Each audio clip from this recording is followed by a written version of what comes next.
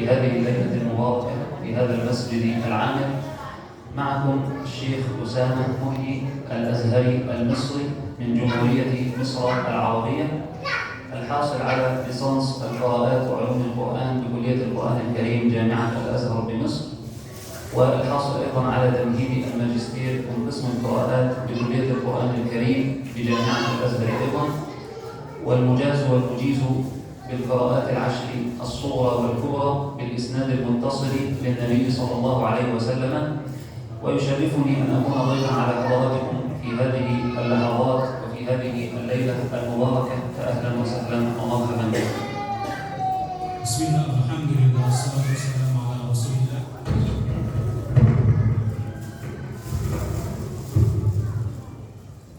وعلى آله وصحبه ومن والاه. رب اشرح لي صدري ويسر لي أمري واحلل عقدة من لساني يفقهوا قولي أما بعد. Alhamdulillahirabbil alamin. Di sini Syekh Usama menyampaikan jazakumullah khairan kepada hadirin semuanya yang sudah hadir di masjid yang barokah ini, di waktu yang barokah ini, untuk bisa nanti sama-sama mendengarkan penjelasan beliau tentang Palestina. Dan juga Syekh Usama memperkenalkan diri beliau, bahwasanya beliau ini berasal dari Mesir, bahwasanya beliau dari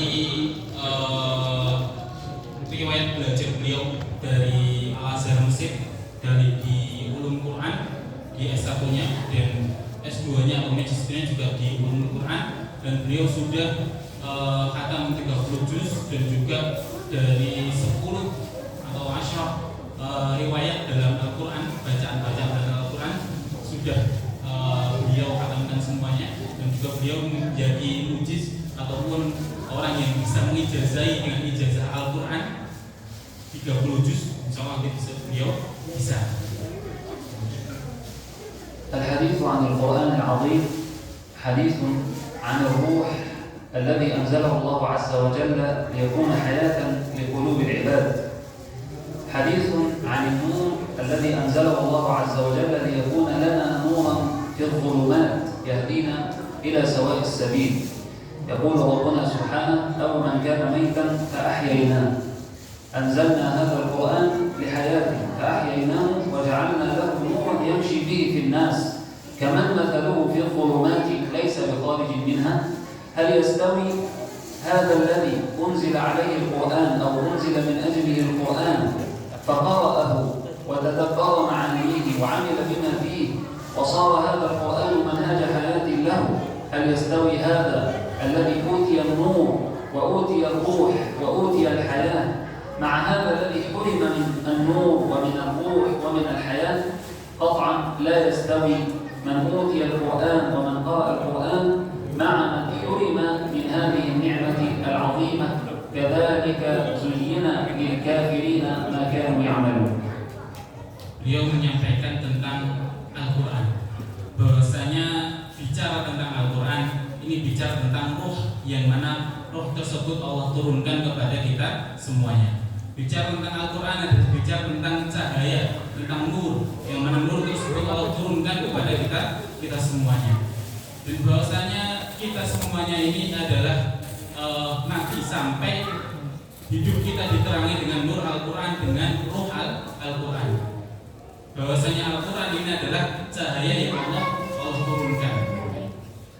ولذلك دعانا الله عز وجل أن نقرأ كلامه سبحانه وتعالى، ولذلك كانت أول ما أنزل الله عز وجل من القرآن العظيم: اقرأ باسم ربك الذي خلق، ليقرأ الإنسان كلام ربه سبحانه وتعالى وليتعرف على هذا الوحي وهذا النور العظيم. وقد رغبنا كذلك نبينا صلى الله عليه وسلم في قراءة القرآن، بل في الإكثار من قراءة القرآن عبر رصد الثواب العظيم على القراءة اليسيرة. فقال عليه الصلاة والسلام: من قرأ حرفا من كتاب الله فله به حسنة، والحسنة بعشر أمثالها. لا أقول ألف لام ميم حرف، ولكن ألف حرف ولام حرف وميم حرف. فالله عز وجل يضاعف الحسنة بعشر أمثالها ويضاعف كذلك لمن يشاء وذلك فضل الله يؤتيه من يشاء والله ذو الفضل العظيم. Dan bahasanya Al-Quran ayat yang pertama kali turun adalah Iqra, bacalah. Isyarat dari Allah bahwasanya kita diperintahkan untuk baca Al-Quran, diperintahkan untuk memperbanyak baca Al-Quran, terlebih di bulan Ramadan ini. Dan bahwasanya baca Al-Quran itu dengan bacaan yang sedikit tapi pahalanya banyak. Rasulullah Shallallahu Alaihi Wasallam menyebutkan, la aqulu alif lam mim harfun walakin alifun harfun wa mimun harfun wa mimun harfun wa lamun harfun wa mimun harfun. Bahwasanya Rasulullah menyebutkan satu huruf bacaan Al-Quran adalah 10 kebaikan. Aku tidak menyebutkan alif lam mim itu satu huruf, tapi alif itu satu huruf, lam itu satu huruf, mim itu satu huruf. Jadi dengan kita membaca sedikit huruf sama dengan adalah banyak pahala. Apalagi kalau kita membaca banyak huruf, maka akan lebih banyak lagi pahala yang bisa kita dapatkan. وإذا كان هذا الثواب العظيم قد رغبنا فيه النبي صلى الله عليه وسلم عموما على وجه العموم في أي وقت من السنة وفي أي زمان كنا، كيف ونحن في شهر رمضان الذي أراد الله عز وجل أو حينما أراد الله عز وجل أن يعرفه لنا في القرآن العظيم قال بأنه الشهر الذي نزل فيه القرآن، مع أن شهر رمضان قد انفرد بوجوب الصيام فيه، مع أن شهر رمضان قد انفرد بسنية صلاة التراويح فيه، مع أن شهر رمضان يكثر فيه الجود والإحسان والخير والعطاء لعباد الله عز وجل، ومع ذلك لما عرفنا الله بشهر رمضان قال شهر رمضان الذي أنزل فيه القرآن. فكيف إذا حالنا مع القرآن في شهر رمضان وفي شهر القرآن الذي أنزل الله القرآن في شهر رمضان لنكثر ونكثر من قراءة القرآن ولنزداد من هذا الخير العظيم ومن هذا المعين الذي لا ينقض حتى يعطينا الله عز وجل ثوابا عظيما وفوزا كبيرا. Pahala satu huruf 10 kebaikan tadi itu berlaku di bulan selain bulan Ramadan. Maka bagaimana di bulan Ramadan? Di bulan Ramadan mesti dilipat gandakan lebih dari itu. Oleh karenanya kita diperintahkan untuk banyak-banyak baca Al-Quran di bulan Ramadan. Terlebih bulan Ramadan ini selain terkenal atau kita ketahui dengan bulan kita puasa dan mana juga kita sholat tarawih dan juga kita banyak bersedekah, tapi Allah mengkhususkan lagi bulan Ramadan ini dengan turunnya Al-Quran sebagai isyarat apa? Yo akeh-akeh orang membaca Al-Quran. Syahr Ramadan alladzi unzila fihil Quran. Bulan Ramadan, bulan yang diturunkan Al-Quran padanya. وليست القراءة فحسب هي المرادة حينما نتعامل مع القرآن العظيم، بل ربما البعض يقول أنا لا أجيد القراءة أو لا أحسن كثرة القراءة، إذن فعليك بالسماع. فنبينا صلى الله عليه وسلم جاء يوما إلى ابن مسعود رضي الله عنه وأرضاه وقال له اقرأ علي، فقال يا رسول الله أقرأ عليك وعليك أنزل؟ أنت الذي أنزل عليك الوحي وأنزل عليك القرآن، نحن نتعلم منك ونستمع لك، فكيف أقرأ عليك؟ قال عليه الصلاة والسلام اقرأ علي فإني أحب أن أسمعه من غيري. فافتتح ابن مسعود رضي الله عنه وأرضاه فواتح سورة النساء حتى وصل إلى قوله تعالى فكيف إذا جئنا من كل أمة بشهيد وجئنا بك على هؤلاء شهيدا، فقال النبي صلى الله عليه وسلم حينها حسبك فإذا عيناه تذرفان. فتأثر عليه الصلاة والسلام بمجرد الاستماع والإنصات للقرآن العظيم، وكأنه يتمثل أو هو بالفعل يتمثل قوله عز وجل وإذا قرئ القرآن فاستمعوا له وأنصتوا لعلكم ترحمون. Dan bahwasanya Al-Quran itu kita dimintanya bukan hanya sekedar baca, akan tetapi juga dengan mendengarkan bacaan Al-Quran. Mungkin sebagian kita, saya itu kalau baca Quran itu sudah tidak bisa, matanya sudah tidak kelihatan melatih sudah tidak kelihatan lagi. Oleh karenanya Rasulullah SAW mencontohkan bahwasanya muamalah kita, pergaulan kita dengan Al-Quran bukan hanya sekedar baca, akan tapi juga dengan mendengarkan Al-Quran. Rasulullah SAW pernah bersabda atau berkata kepada Ibnu Mas'ud bahwasanya, wahai Ibnu Mas'ud, bacakanlah aku Al-Quran. Kemudian Ibnu Mas'ud bilang sama Rasul, ya Rasulullah, bagaimana saya bisa membaca Al-Quran terhadap di hadapan engkau, sedangkan Al-Quran diturunkan kepada engkau. Kemudian kata Rasulullah, aku ini senang kalau mendengarkannya itu dari orang lain. Kemudian Ibnu Mas'ud baca sampai di ayatnya Allah Subhanahu wa taala, kaifa idza ji'na min kulli ummatin bisyahid. Bagaimana kalau kita nanti didatangkan setiap umat itu dengan syahidnya, dengan persaksiannya. Wajib Nabi ka ala haula'i syahida, dan kami jadikan engkau wahai Muhammad untuk menjadi saksi atas semua umatmu. Kemudian setelah itu Rasulullah mengatakan pada Ibnu Mas'ud, hasbuk, udah cukup, bacanya cukup sampai situ. Ternyata Rasulullah sampai meneteskan air mata. Karena apa? Menghayati apa yang dibacakan oleh Ibnu Mas'ud. Maka ini sebagai seperti contoh dari Allah Ta'ala, bahwasanya orang-orang yang beriman itu kalau dibacakan Al-Quran, idza quri'a Al-Quran fastami'u lahu wa ansitu la'allakum turhamun. Kalau dibacakan Al-Quran, dengarkan, diam, maka kamu akan mendapat rahmat. Wa idza qara'na Al-Qur'ana wastama'na lahu wa ansatna fala budda an nata'athara bihi wa an nu'ayisha. ولذلك لما سئلت أم المؤمنين عائشة رضي الله عنها عن خلق النبي صلى الله عليه وسلم، كيف كان رسول الله يتعامل مع الناس، كيف كان يتعامل مع الأقربين، وكيف كان يتعامل مع الأبعدين، القريب والغريب عنه، كيف كان يتعامل معه، كيف كان يتعامل في المسجد، كيف كان يتعامل في السوق، كيف كان يتعامل في بيته وفي منزله مع أسرته ومع أهل بيته، كيف كان يتعامل وهو مقيم، كيف كان يتعامل وهو مسافر، كيف كان يتعامل في عبادته بينه وبين ربه سبحانه وتعالى، كيف كان يتعامل مع الناس، كيف خلق رسول الله صلى الله عليه وسلم.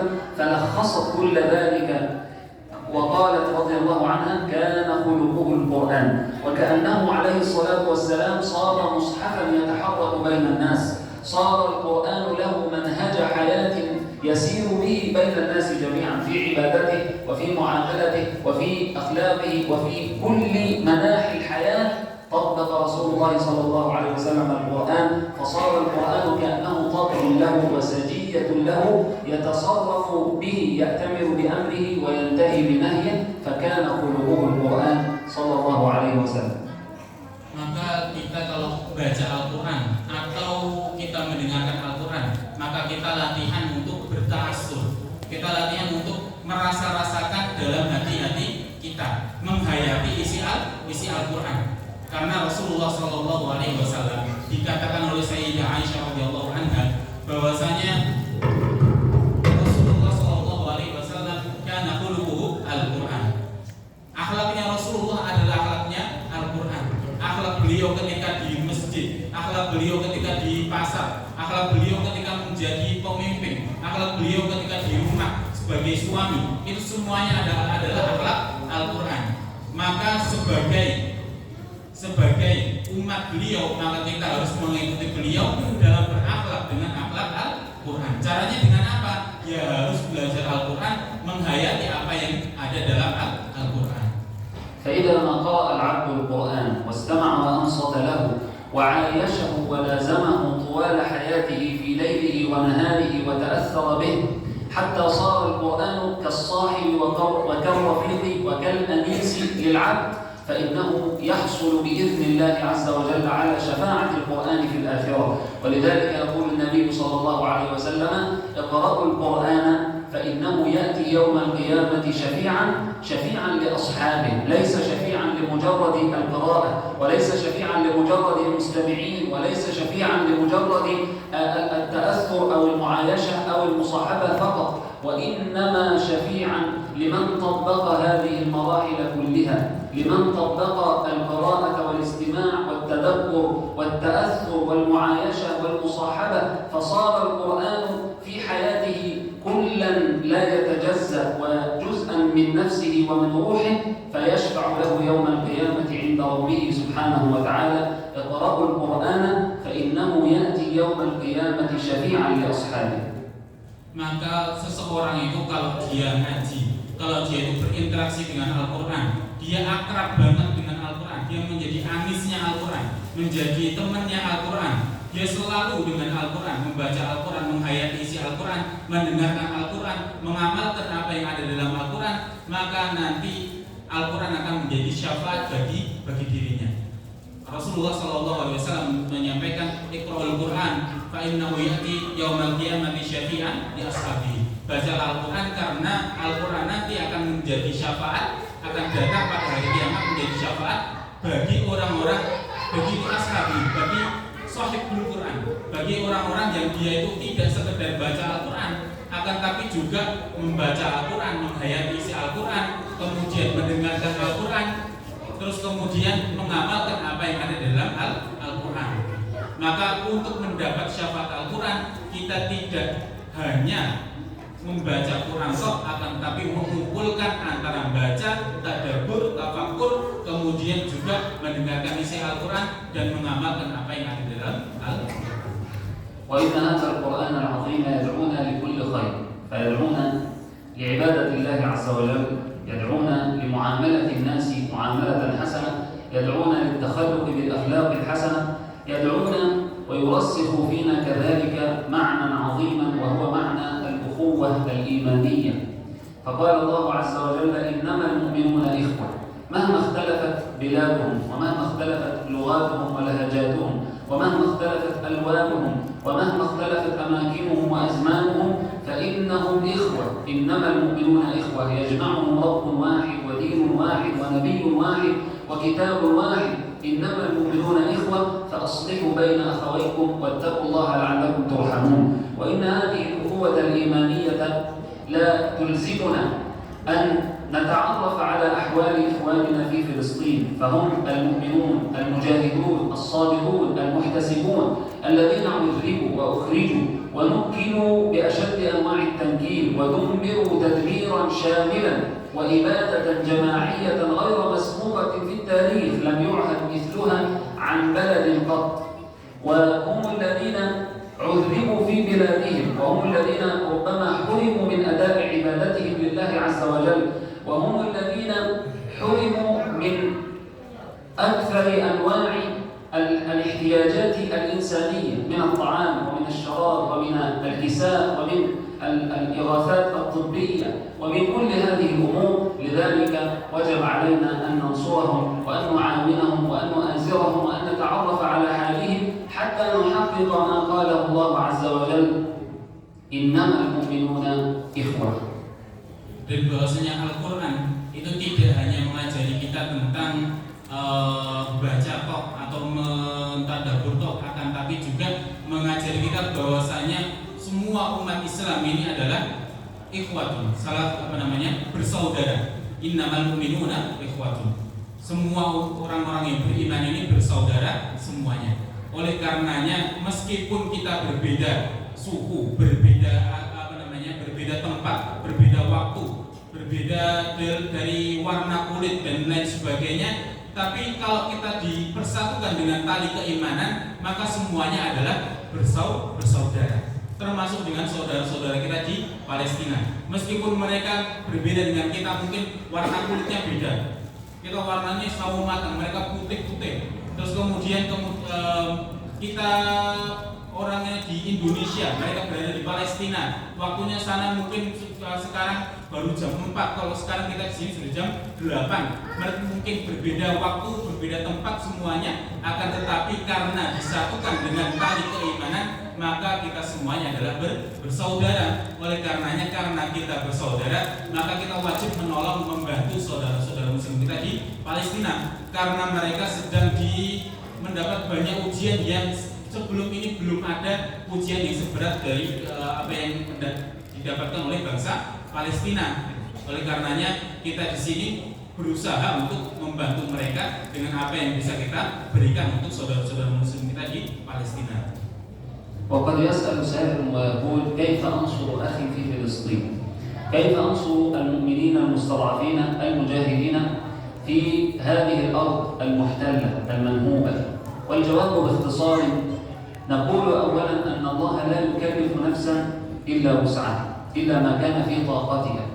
فالإنسان منا، الواحد منا، إذا كان في استطاعته أن يقدم الدعم المادي فليفعل ذلك. إذا كان عندي شيء من المال أستطيع أن أقدمه لإخواني المستضعفين في فلسطين وأتبرع وأقدم هذه المساعدة الإنسانية قبل أن تكون إسلامية، أقدم هذه المساعدة لهم حتى يعينهم الله عز وجل على حالهم وحتى ينصرهم الله عز وجل في أمرهم، فأفعل ذلك. ثانيا الدعاء. إذا عجزت عن التقديم المادي، تقديم المساعدة المادية، فعلي إذن بالدعاء. أدعو الله عز وجل، أجعل دعوة خالصة صادقة من قلبي لهم في كل سجدة من صلاتي، أسأل الله أن ينصرهم وأن يغيثهم وأن يعجل بنصرهم وبفرجهم وأن يزيل عنهم هذا الكرب العظيم وأن يطهر المسجد الأقصى من دنس اليهود.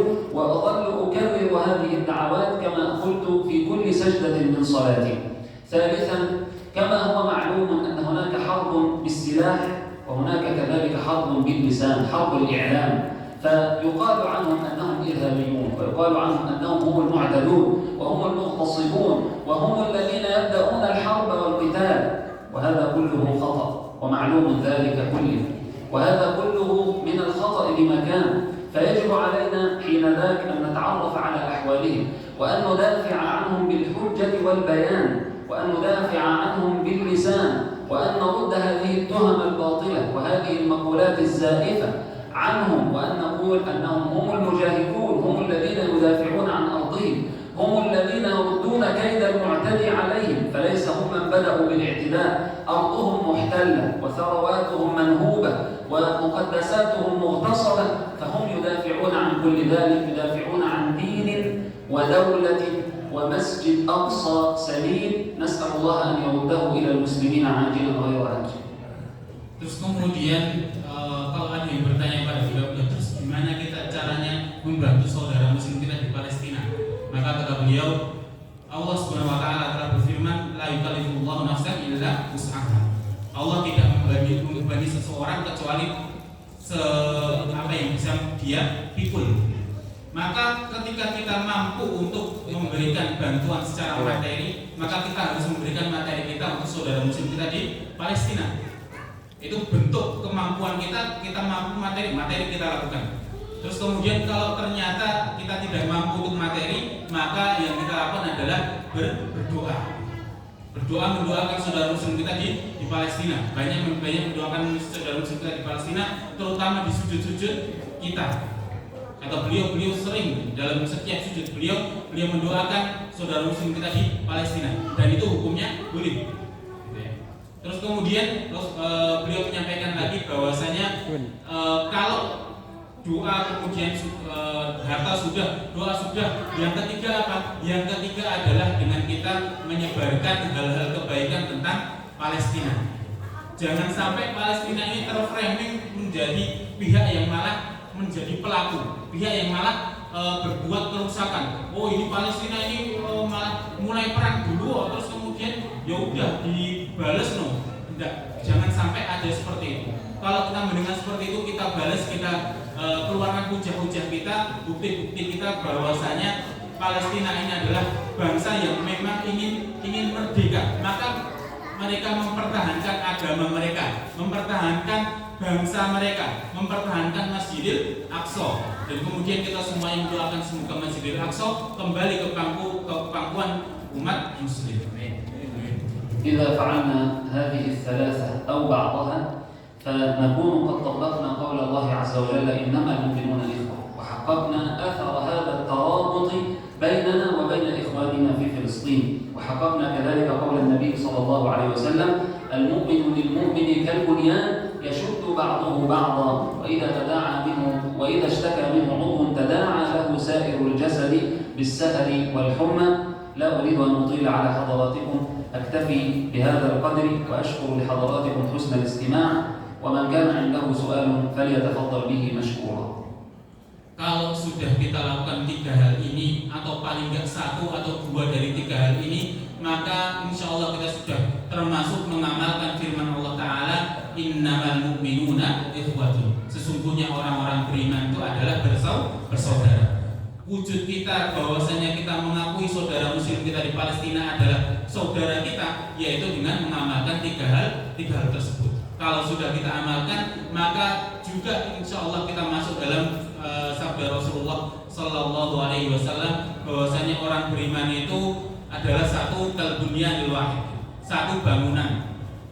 Kemudian kalau sudah satu bangunan, kalau tada'alahu sa'irul jasad, kalau ada yang sakit satu tubuh, kalau ada yang satu sakit, maka semuanya akan merasa kesakitan. Sikilnya kesandung, maka tangannya cari obat untuk mengobati si kakinya. Oleh karenanya ketika saudara muslim kita di Palestina mendapat kesulitan, maka kita sebagai saudaranya harus membantu mereka. Dan Syekh menyampaikan, mungkin beliau tidak ingin memperpanjang lagi, kemudian beliau menyampaikan kalau ada yang mau ditanyakan, tafadhol masykur.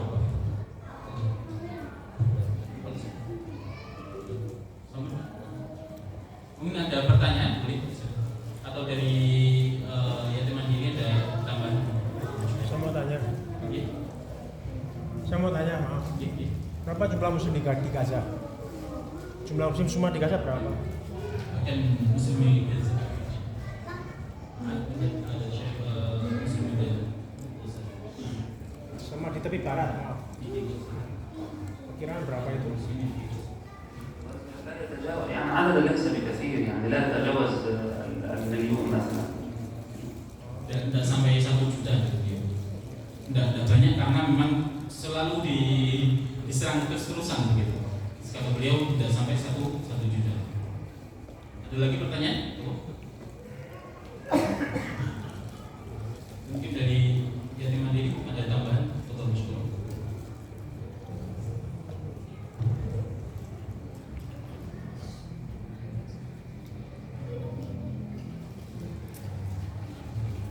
Bismillahirrahmanirrahim. Assalamualaikum warahmatullahi wabarakatuh.